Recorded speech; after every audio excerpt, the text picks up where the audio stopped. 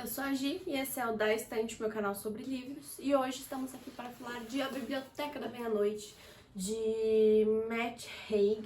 Já faz um tempinho que esse livro saiu, mas eu ainda não tinha me sentido encorajada para ler ele por causa da quantidade de gente comprando, lendo e tudo mais. Eu me sinto pressionada a ler o livro e a gostar também, então eu fico meio... E eu vi algumas pessoas falando que não gostaram, que acharam minha irmã, e eu fiquei curiosa. Então eu tava assim, eu até postei um vídeo, um stories no Instagram, que se você não me segue eu vou deixar aqui em cima, falando sobre como eu tava, tipo, lendo tudo e nada ao mesmo tempo, porque eu não tava conseguindo focar em nada. E aí eu peguei esse aqui e falei, agora vai. Eu peguei pra ler ele acho que antes de ontem e terminei ele ontem. E, gente, assim, é porque eu tô de férias, né? Por isso que eu li tão rápido. Não é normal ler tão rápido assim, se você tem muitas tarefas no seu dia pra fazer, ok? Ótimo. Que bom que a gente chegou nessa conclusão juntos. E eu achei interessante. Vamos lá. Primeiro, o livro Brilha no Escuro. Se você não sabe disso, tá sabendo. O Matt, que é o cara que escreveu, é esse cara aqui. Acho que vai dar pra vocês enxergarem. Ele é autor best-seller internacional de Razões para Continuar Vivo. Eu nunca li nada mais desse autor e eu nem sabia que ele tinha outros livros. Então, se você leu alguma coisa dele, se você conhece, já para tudo e comenta aqui embaixo o que você leu e o que você achou. Observações sobre um planeta nervoso e 6 romances para adultos, incluindo A Possessão do Sr. Cave, Como Parar o Tempo, Os Humanos, Os Radley e Sociedade dos Pais Mortos. Matt também escreve livros premiados para crianças e adolescentes, incluindo Floresta Sombria e Um Menino Chamado Natal. Esse eu conheço, mas não fez muito sucesso.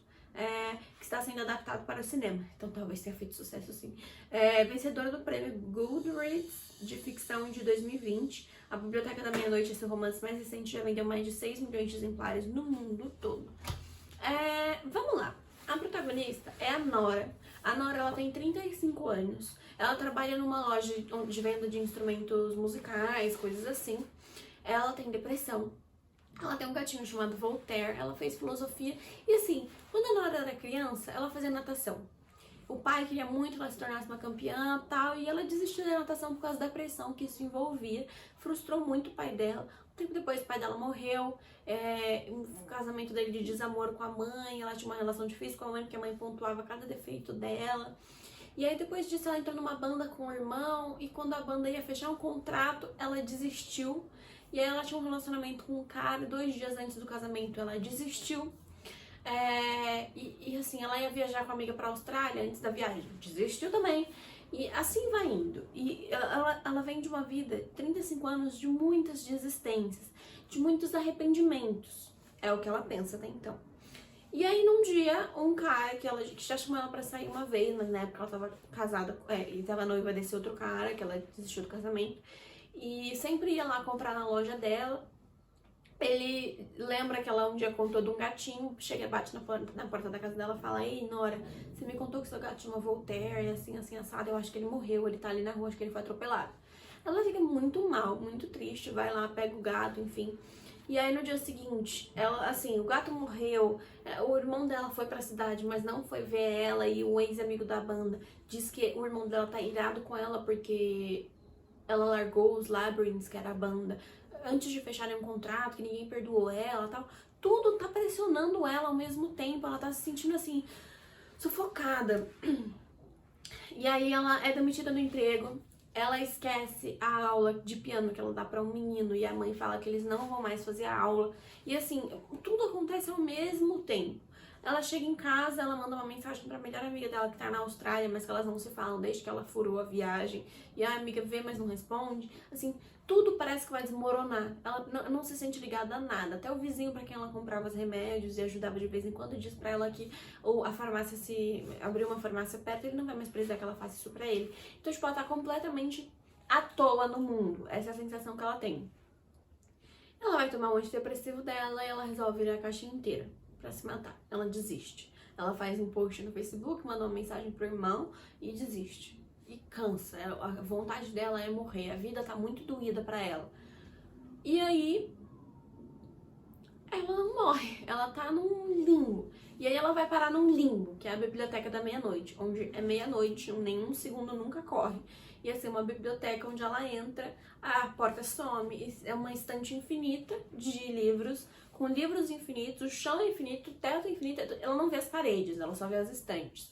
São infinitas, tem infinitos livros.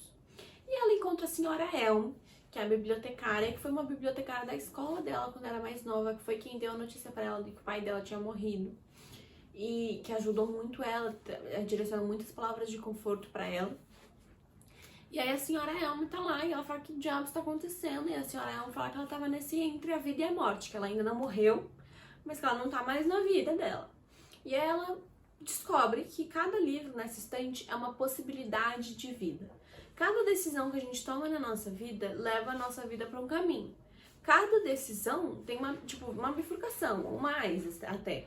Você pode ir para lá, ou para lá, ou para lá, e aí quando você escolhe para lá, outras eus de você escolhem outras direções, e assim vai em várias bifurcações no decorrer da vida, como se a gente fosse um tronco de árvore, assim, a gente saiu num tronco de árvore, mas tem muitos galhos possíveis, e dentro de cada galho mais galho, e mais galho, e mais galho, e mais galho. Então tem muitas, infinitas possibilidades de vida para Nora, as quais ela poderia ter vivido, se ela tivesse tomado uma, outra decisão diferente. Inclusive a vida raiz dela é uma possibilidade, é uma vida que ela tomou. E a senhora Elma explica pra ela, basicamente, que ela pode ir olhar essas vidas porque ela não quer viver, ela quer morrer. E a senhora Elma fala que antes dela tomar essa decisão de morrer, ela pode viver infinitas vidas, encontrar uma vida a qual ela queira viver. Ela pode entrar numa dessas vidas e viver nela, e morrer nela, e encontrar felicidade nessa vida. E aí ela pega um grande livro dos arrependimentos, que são os grandes arrependimentos da vida da Nora. E a Nora abre esse livro, ele é muito pesado, assim. E aí ela vai vendo cada um dos arrependimentos, ela vê que muitos dos arrependimentos estão relacionados ao Dan, que é o cara que ela desistiu do noivado 2 dias antes. E ela fala, eu quero ir pra uma vida onde eu tenha escolhido me casar. E ela vai pra essa vida. E é triste, essa vida. Essa vida não é boa.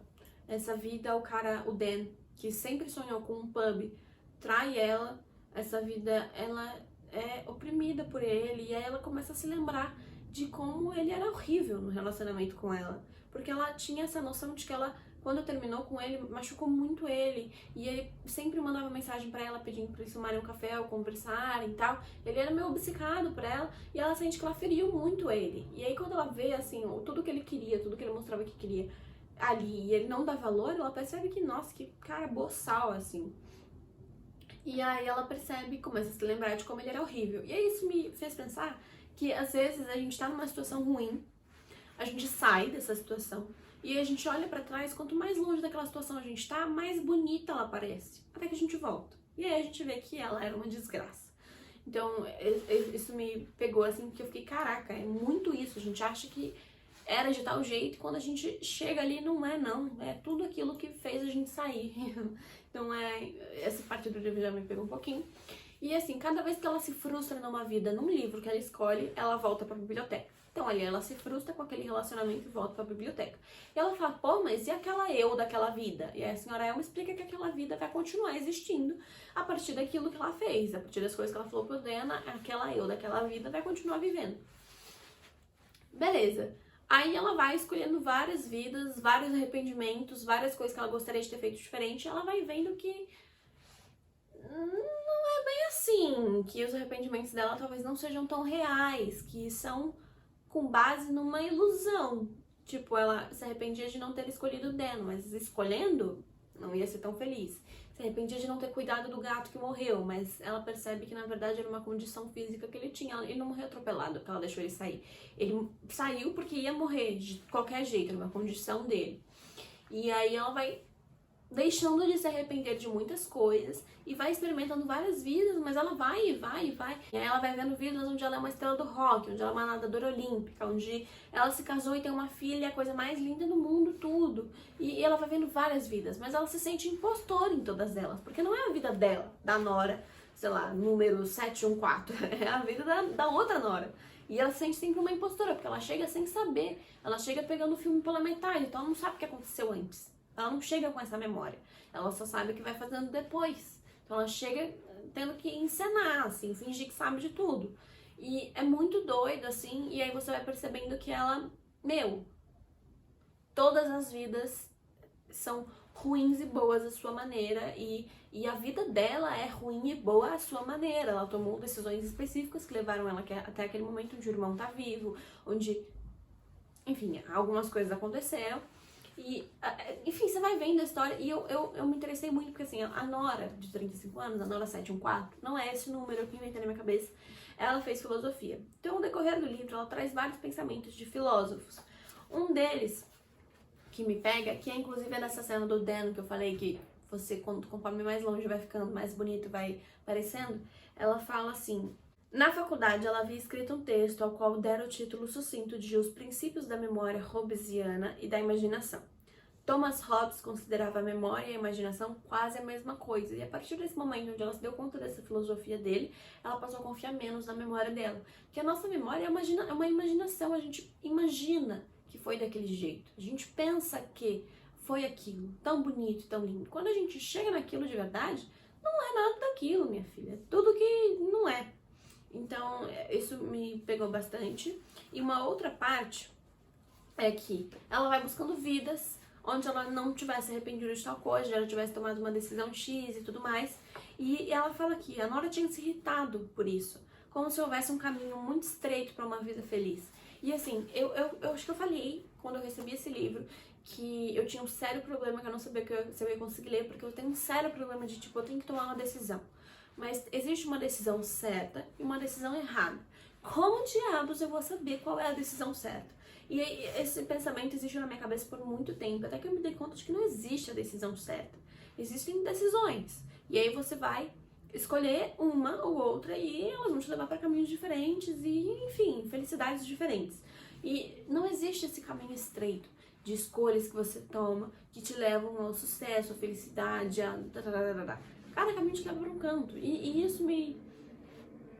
Eu achei que eu ia ficar muito angustiada por ler esse livro, e não, na verdade ele apaziguou esse sentimento de, meu Deus, existe um caminho muito estreito para a felicidade, porque não existe um caminho muito estreito para a felicidade. Então isso me tocou bastante nesse livro, que é uma questão minha. E continuando, ela vai vendo muitas vidas, vai vendo tudo que ela é capaz, porque existe a Nora rockstar, a Nora nadadora, tudo mais, e ela quer escolher uma vida na qual ela vai ser plenamente feliz, porque na vida dela ela não é feliz, na vida raiz dela ela não é feliz. Mas ela vai se sentindo essa impostora e tal, e vai chegando no final do livro, eu fui ficando ferrada, porque eu tava muito nervosa. Eu falei, não, ela não vai escolher uma vida assim, de outra pessoa, mesmo sendo ela, é outra Nora. Como é que ela vai escolher e tomar essa vida? Então eu fiquei muito angustiada pensando que isso ia acontecer.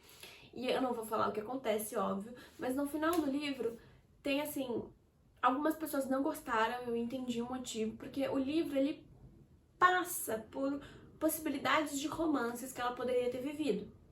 Mas não é o foco do livro, esses romances, sabe? Então quando ela encontra uma vida perfeita, onde ela é casada com um cara, tem uma filha, pipipipopopó, você acha tudo lindo, você acha que ela vai voltar pra vida dela e construir aquilo. E não é isso que acontece. Você não vê esse romance da vida da Nora acontecendo. Você vê alguma coisa rolando. Você vê, assim, um desfecho com uma possibilidade de várias vidas, várias decisões que ela poderia tomar, entende? Então, quando o livro termina,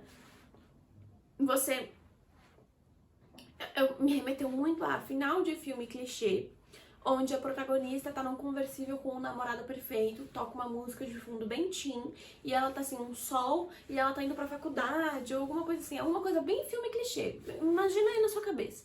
Sabe o final de... Tem um filme da Cinderela, que ela perde o celular, e aí o cara acha, e aí tem uma Cinderela assim.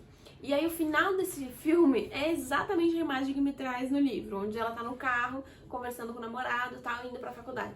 É esse mood, assim, de tudo deu muito certo, todo mundo tá muito feliz, toca essa música no fundo, mas apaga a existência do namorado perfeito. O foco não tá nesse romance final. Você não vê o desfecho de tudo, você vê muitas possibilidades. Entende? Ai, eu amei esse final. E eu entendi que algumas pessoas não gostaram, porque algumas pessoas não gostam de um final semi-aberto, assim. E esse livro, ele dá esse final semi-aberto. Eu gostei. Eu achei promissor. Me fez refletir sobre muita coisa. Me fez querer pesquisar sobre esses filósofos e as linhas de raciocínio deles. E me fez perder essa sensação de que, nossa, existe um caminho X que eu tenho que seguir, um certo e um errado que eu tenho que cumprir que vai me levar pra felicidade plena. Felicidade plena não existe.